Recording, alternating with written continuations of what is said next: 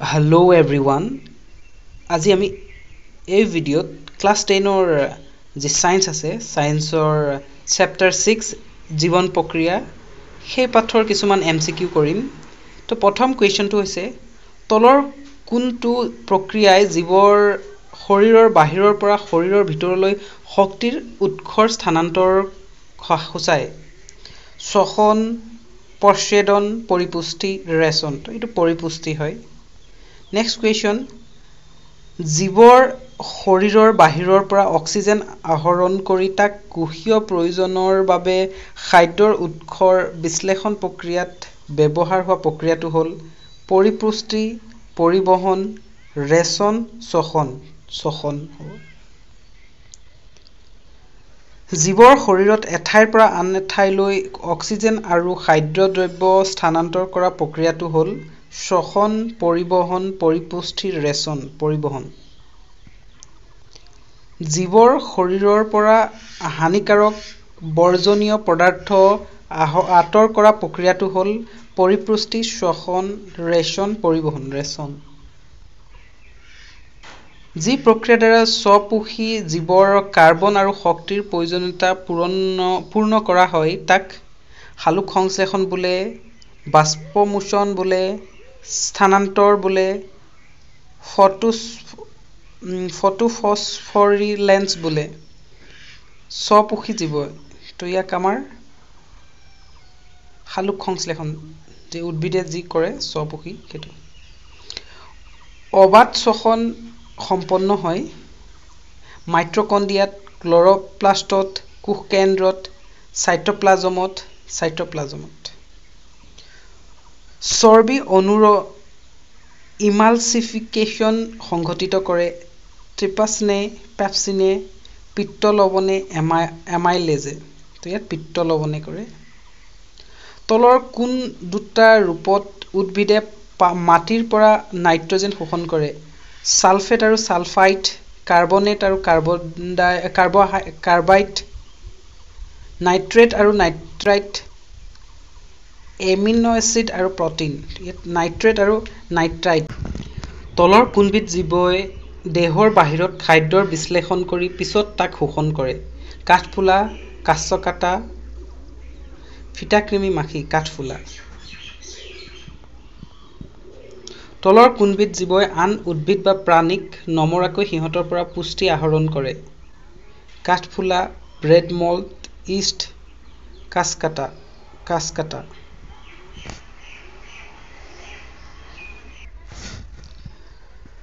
আমাৰ মুখগহ্বৰত থকা গ্ৰন্থিয়ে নিঃসৰণ কৰা উৎসেচকবিধ লাইপেজ, পেপচিন, ট্ৰিপচিন, লালুটি, এমাইলেজ।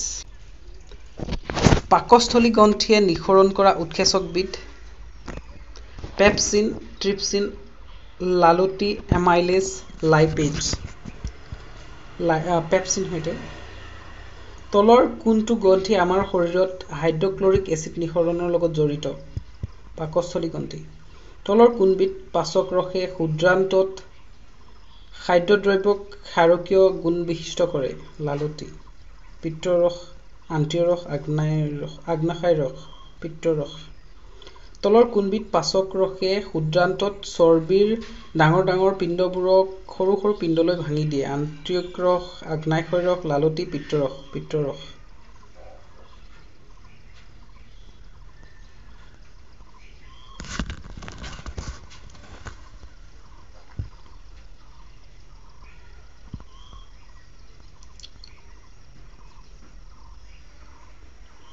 তলৰ কোনবিধ পাচক গ্ৰন্থিয়ে পিত্তৰস ক্ষৰণ কৰে? অগ্নাশয়, যকৃত, লালুটি গ্ৰন্থি, আন্তৰিক গ্ৰন্থি, যকৃত।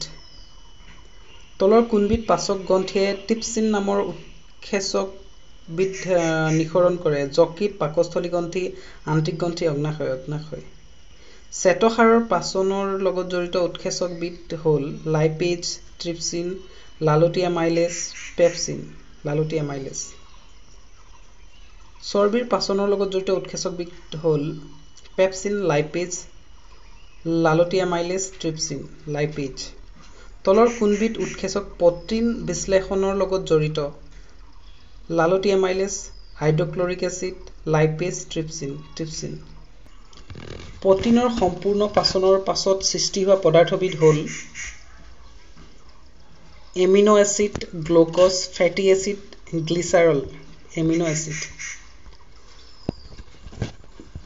জটিল কাৰ্বহাইড্ৰেটৰ সম্পূৰ্ণ পাচনৰ পাছত সৃষ্টি হোৱা পদাৰ্থবিধ গ্লুক'জ গ্লাইক'জেন শ্বেতসাৰ মাল্টজ গ্লুক'জ ক্ষুদ্ৰান্তত চৰ্বিৰ সম্পূৰ্ণ পাচনৰ পাছত সৃষ্টি হয় গ্লুক'জ এমিনো এচিড সুক্ৰজ ফেটি এচিড আৰু গ্লিচাৰল আমাৰ শৰীৰত কাৰ্বহাইড্ৰেট প্ৰটিন আৰু চৰ্বিৰ সম্পূৰ্ণ পাচনৰ স্থান হ'ল পাকস্থলী মুখ গহ্বৰ ক্ষুদ্ৰান্ত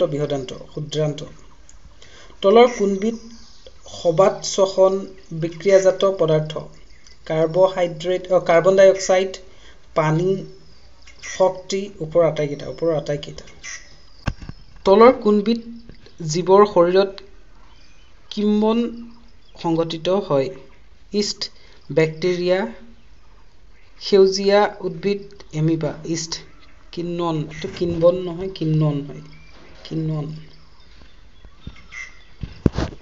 সকলো জীৱৰে কোষৰ কোনটো অংশত গ্লুক'জৰ বিশ্লেষণ ঘটি পাইৰুভেট উৎপন্ন হয় মাইটকণ্ড্ৰিয়া কোষাৱৰণ কোষপৰশ সবাত শ্বসনকাৰী জীৱৰ কোষৰ কোনটো অংশত পাইৰুভেটৰ বিশ্লেষণৰ পৰা কাৰ্বন ডাই অক্সাইড পানী আৰু শক্তি উৎপন্ন হয় কোষপৰশ মাইটকণ্ড্ৰিয়া কোষ আৱৰণ গলগি সংঘ মাইটকণ্ড্ৰিয়া ইষ্টৰ কোষৰ কোনটো অংশত পাইৰুভেটৰ বিশ্লেষণ ঘটি ইথানল কাৰ্বন ডাই অক্সাইড আৰু শক্তি উৎপন্ন হয় মাইটকণ্ড্ৰিয়া কোষাৱৰণ লাইসোজোম কোষপৰশ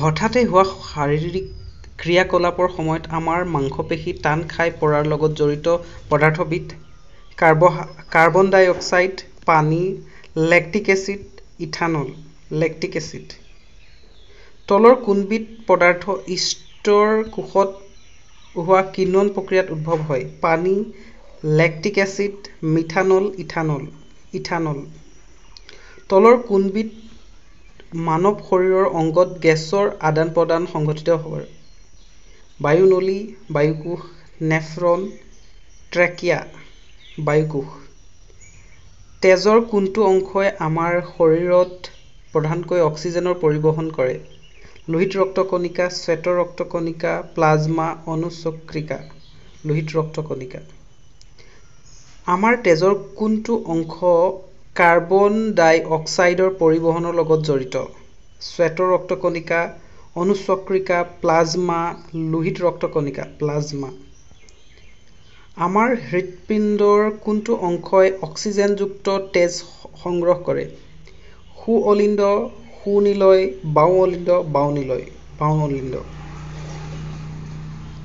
গোটেই শৰীৰৰ পৰা অক্সিজেনৰহিত তেজ সংগ্ৰহ কৰা হৃৎপিণ্ডৰ কোঠালিটো হ'ল সোঁঅলিণ্ড সোঁনিলয় বাওঁঅলিণ্ড সোঁঅলিণ্ড হৃৎপিণ্ডৰ কোনটো কোঠালিয়ে সংকুচিত হৈ অক্সিজেনযুক্ত তেজ গোটেই শৰীৰলৈ পঠাই দিয়ে বাওঁঅলিণ্ড বাওঁনিলয় সোঁঅলিণ্ড সোঁনিলয় বাওঁনিলয় তলৰ কোনটো হৃৎপিণ্ডৰ কোঠালিয়ে সংকুচিত হৈ অক্সিজেনৰহিত তেজ অক্সিজেনযুক্ত কৰিবলৈ হাঁওফাওলৈ পঠিয়াই দিয়ে বাওঁঅলিণ্ড বাওঁনিলয় সোঁঅলিণ্ড সোঁনিলয়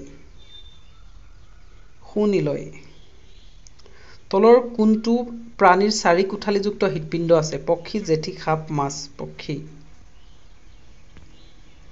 তলৰ কোনটো প্ৰাণীৰ 3 কোঠালিযুক্ত হৃৎপিণ্ড আছে মানুহ মাছ বান্দৰ ভেকুলী পিণ্ড আছে তলৰ কোনটো প্ৰাণীৰ 2টা কোঠালিযুক্ত হৃৎপিণ্ড আছে মাছ সাপ বান্দৰ ভেকুলী মাছ তলৰ কোনটো প্ৰাণীৰ 4 কোঠালিযুক্ত হৃৎপিণ্ড আছে সাপ ঘৰিয়াল জেঠী কাছ ঘৰিয়াল তলৰ কোনটো প্ৰাণীৰ শৰীৰত তেজ পৰিবাহিত হওঁতে ই একোটা চক্ৰত মাথো এবাৰহে হৃৎপিণ্ডৰ মাজেৰে গতি কৰে ভেকুলী জেঠী কাছ মাছ তলৰ কোনডাল ৰক্তনলীয়ে অক্সিজেনযুক্ত তেজ হৃৎপিণ্ডৰ পৰা শৰীৰলৈ পঠিয়াই দিয়ে? মহাধমনী, ক্লোমধমনী, মহাশিৰা, ক্লোমশিৰা। মহাধমনী। তলৰ কোনডাল ৰক্তনলীয়ে অক্সিজেনযুক্ত তেজ হাঁওফাঁওৰ পৰা হৃৎপিণ্ডলৈ কঢ়িয়ায়? মহাশিৰা, ক্লোমশিৰা, মহাধমনী, ক্লোমধমনী। ক্লোমশিৰা। তলৰ কোনডাল ৰক্তনলীয়ে অক্সিজেনৰহিত তেজ গোটেই শৰীৰৰ পৰা হৃৎপিণ্ডলৈ কঢ়িয়ায়? মহাধমনী, ক্লোমধমনী, ক্লোমশিৰা, মহাশিৰা। মহাশিৰা। তলৰ কোনডাল ৰক্তনলীয়ে অক্সিজেনৰহিত তেজ হৃৎপিণ্ডৰ পৰা হাঁওফাঁওলৈ কঢ়িয়ায়? মহাশিৰা, ক্লোমশিৰা, ক্লোমধমনী, মহাধমনী। ক্লোমধমনী। তেজৰ কোনটো অংশ ৰক্তনলীসমূহৰ মেৰামতিৰ কামত জড়িত? লোহিত ৰক্তকণিকা, শ্বেত ৰক্তকণিকা, প্লাজমা, অনুচক্ৰিকা। অনুচক্ৰিকা। তলৰ কোনটোৱে ক্ষুদ্ৰান্তৰ পৰা পাচিত আৰু শোষিত চৰ্বি পৰিবহন কৰে? প্লাজমা, লোহিত ৰক্তকণিকা, লসিকা, শ্বেত ৰক্তকণিকা। লসিকা। উদ্ভিদ দেহত পানী আৰু খনিজ লৱণৰ পৰিবহনৰ লগত জড়িত কলাবিধ হ'ল ফ্লোয়েম, জাইলেম, কলেনকাইমা, স্ক্লেৰেনকাইমা। তো এইটো জাইলেম হয়। উদ্ভিদ দেহত খাদ্যদ্ৰৱৰ পৰিবহনৰ লগত জড়িত কলাবিধ হ'ল ফ্লোয়েম, জাইলেম, ক্লেৰেনকাইমা, কলেনকাইমা। ফ্লোয়েম। তলৰ কোনটো প্ৰক্ৰিয়া জাইলেম কলাৰ মাজেৰে পানীৰ ঊৰ্ধ্বমুখী পৰিবহনৰ লগত জড়িত? শ্বসন, পৰিপুষ্টি, বৃদ্ধি, পশ্বেদন। পশ্বেদন। খাদ্য স্থানান্তৰ প্ৰক্ৰিয়াৰ তলৰ কোনটো ক্ৰিয়াকলাপৰ লগত জড়িত? পানীৰ পৰিবহন, খনিজ লৱণৰ পৰিবহন, খাদ্য আৰু এমিনো এচিডৰ পৰিবহন, অক্সিজেনৰ পৰিবহন। খাদ্য আৰু এমিনো এচিডৰ পৰিবহন। তলৰ কোনটো বৃক্কৰ মৌলিক পৰিস্ৰাবন একক? বায়ুকোষ, নেফ্ৰন, মূত্ৰনলী, মূত্ৰাশয়। নেফ্ৰন। নেফ্ৰনৰ কাপ আকৃতিৰ মূৰটোক বোলা হয় গ্লমেৰুলাছ, সংগ্ৰাহক নলিকা, মূত্ৰনলী, ব্ৰমেনৰ সম্পুট। ব্ৰমেনৰ সম্পুট। তলৰ কোনবিধ উদ্ভিদৰ ৰেচন জাতীয় পদাৰ্থ? কাৰ্বন ডাই অক্সাইড, পানী, অক্সিজেন। ওপৰ আটাইকেইটা। মানুহৰ শৰীৰত খাদ্যৰ শোষণৰ স্থান হ'ল বায়ুকোষ, নেফ্ৰন, ভিলাই, পাচন গ্ৰন্থি। ভিলাই। মানুহৰ শৰীৰত মূত্ৰ উৎপাদন স্থান হ'ল নেফ্ৰন, বায়ুকোষ, ভিলাই, মূত্ৰাশয়। নেফ্ৰন। তলৰ কোনটো মানুহৰ শৰীৰৰ খাদ্য পাচন হোৱা স্থান নহয়? পাকস্থলী, মুখগহ্বৰ, ক্ষুদ্ৰান্ত, বৃহদান্ত্ৰ। মানুহৰ শৰীৰত তেজৰ দ্বাৰা অক্সিজেন শোষণৰ স্থান হ'ল বায়ুকোষ, ভিলাই, নেফ্ৰন, ফেৰিক্স। বায়ুকোষ। তলৰ কোনবিধ মানুহৰ শৰীৰত উৎপন্ন নাইট্ৰজেনজাতীয় ৰেচন পদাৰ্থ? Glucose, amino acid, urea, protein. Urea. তলৰ কোনবিধ অংগ মানৱ শৰীৰত তেজৰ সঞ্চালনৰ লগত জড়িত? যকৃত, অগ্ন্যাশয়, হাঁওফাঁও, হৃৎপিণ্ড। হৃৎপিণ্ড। পাচক গ্ৰন্থিসমূহ তলৰ কোনটো জীৱন প্ৰক্ৰিয়াৰ লগত জড়িত? শ্বসন, ৰেচন, পৰিপুষ্টি, পৰিবহন। পৰিপুষ্টি। তলৰ কোনবিধ এবিধ অবাত শ্বসনৰ বিক্ৰিয়াজাত পদাৰ্থ? গ্লুক'জ, অক্সিজেন, পানী, ইথানল। ইথানল। তলৰ কোনবিধ আমাৰ পেশীকোষত হোৱা শ্বসনৰ এবিধ বিক্ৰিয়াজাত পদাৰ্থ? কাৰ্বন ডাই অক্সাইড, ইথানল, লেক্টিক এচিড, পানী। Lactic acid. সকলো জীৱৰে কোষত শ্বসনৰ প্ৰথম স্তৰত গ্লুক'জৰ বিশ্লেষণৰ ফলত তলৰ কোনবিধ যৌগ উৎপন্ন হয়? ইথানল, পাইৰুভেট, কাৰ্বন ডাই অক্সাইড, লেক্টিক এচিড। পাইৰুভেট। তলৰ কোনটো জীৱন প্ৰক্ৰিয়াৰ দ্বাৰা কোষৰ প্ৰয়োজনীয় শক্তি নিৰ্গত হয়? শ্বসন, পৰিবহন, ৰেচন, পৰিপুষ্টি। শ্বসন। তলৰ কোনটো জীৱন প্ৰক্ৰিয়াৰ লগত হৃৎপিণ্ড জড়িত? পৰিপুষ্টি, শ্বসন, পৰিবহন, ৰেচন। পৰিবহন। তলৰ কোনটো পৰ্যায় পৰিপুষ্টিৰ অন্তৰ্গত নহয়? খাদ্য গ্ৰহণ, পাচন, শোষণ, ৰেচন। ৰেচন। নেফ্ৰনৰ কুণ্ডলীকৃত অংশই তলৰ কোনবিধ পদাৰ্থক প্ৰাথমিক সূত্ৰৰ পৰা পুনৰাই শোষণ কৰি নলয়? গ্লুক'জ, ইউৰিয়া, লৱণ, পানী। ইউৰিয়া। তলৰ কোনটো নেফ্ৰনৰ এটা অংশ নহয়? গ্লমেৰুলাছ, ব্ৰমৈনৰ সম্পুট, সংগ্ৰাহক নলিকা, মূত্ৰনলী। মূত্ৰনলী। তলৰ কোনটো মানুহৰ ৰেচন তন্ত্ৰৰ অংশ নহয়? বৃক্ক, মূত্ৰনলী, শুক্ৰাশয়, মূত্ৰাশয়, শুক্ৰাশয়। আমাৰ লালুটিত থকা উৎসেচকবিধ হ'ল amylase, pepsin, trypsin, lipase. Amylase.